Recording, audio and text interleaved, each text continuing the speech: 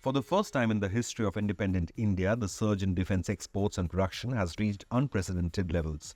Besides boosting defence exports, world's largest arms importer India has also reduced its weapons imports. India's defence exports have reached an all-time high of 21,083 crore rupees in the financial year 24, constituting a remarkable growth of 32.5%. Union Defence Minister Rajnath Singh took to platform X to praise the milestone achieved by the Defence Ministry. He said, and I quote, "Defence Ministry has taken several initiatives to spur India's defence manufacturing and exports. Our defence industries include the private sector and DPSUs have registered a commendable performance in recent years. There has been a 23-fold jump in Indian arms exports between 2013-14 and 2022-23 from 686 crore rupees to 15,918 crore.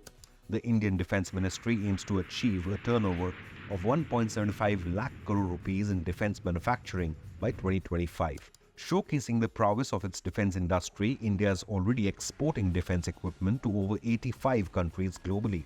The credit for India's success story of defence exports goes not only to the technological advancements, but also to the conducive environment for both public and private sectors to actively participate in the industry. Let's understand India's two-pronged strategy of transforming itself from being a defence importer to becoming an exporter now. Firstly, the government of India's Atmanirbhar Bharat and Make in India initiatives ensured reduced dependence on foreign equipment manufacturers. It also meant tapping into design, production and manufacturing capabilities of domestic defence PSUs to make the products competitive globally.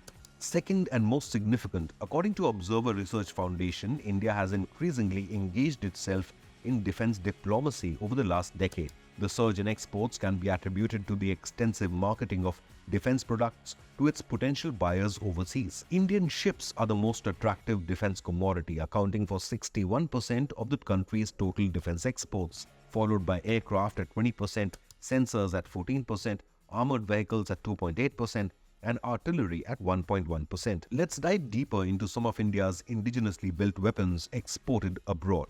According to Defence Ministry data, India's fast-speed interceptor vessels have been in demand since 2014. Island nations like Mauritius, Seychelles and Maldives have purchased these boats specialized in carrying out operations in dense maritime traffic, especially at a time when Chinese are intensifying their efforts to boost presence in the Indian Ocean. Fast-speed interceptor vessels were purchased to carry out coastal patrol, anti-smuggling, anti-poaching, search and rescue, fisheries protection, and monitoring of foreign chartered trawlers, among other duties. In December 2023, Armenia became a customer of India's Akash air defense system in a 6,000 crore rupee deal. Bharat Dynamic Limited will be manufacturing the short air-to-air missile system. The missile is primarily meant for safeguarding vulnerable areas and strategic points. Remember, the Akash system is already being used by Indian Armed Forces and is now offered to Vietnam and the Philippines. Made in India, Pinaka multi-barrel rocket launchers were also supplied to Armenia amidst its protracted conflict with Azerbaijan, a close ally of Pakistan. It's a multi-barrel rocket launcher developed by the DRDO, currently also deployed along the Pakistan and China borders. Amidst China's growing belligerence, the Southeast Asian countries are also showing keen interest in the BrahMos supersonic missiles. India's BrahMos will be a game changer in the South China Sea. They are among the fastest missiles in the world at almost 3 times the speed of sound, making them almost impossible to intercept. BrahMos has the dual role capacity of land attacks as well as anti-ship operations. Philippines, at China's doorstep, procured the BrahMos weapon system from India to protect the island nation's maritime rights in the disputed region in what was a $375 million deal. Indonesia and Vietnam are also in discussions with India regarding the potential sale of the BrahMos supersonic cruise missiles. India narrowly lost out the sale of Tejas LCA fighter aircraft to Argentina. However, talks are ongoing with the Philippines, while the likes of Egypt, the United States, Australia, Indonesia and Nigeria have all shown interest at some stage in the Tejas multi-role aircraft. Upping its ante against China, the Philippines Aerospace Development Corp may buy the Tejas Mark 1A armed with lighter BrahMos NG missiles. It can carry a wide range of air-to-air, air-to-surface and anti-ship missiles. The 4+ generation fighter capable of operating in high-threat air environments with a self-protection suit.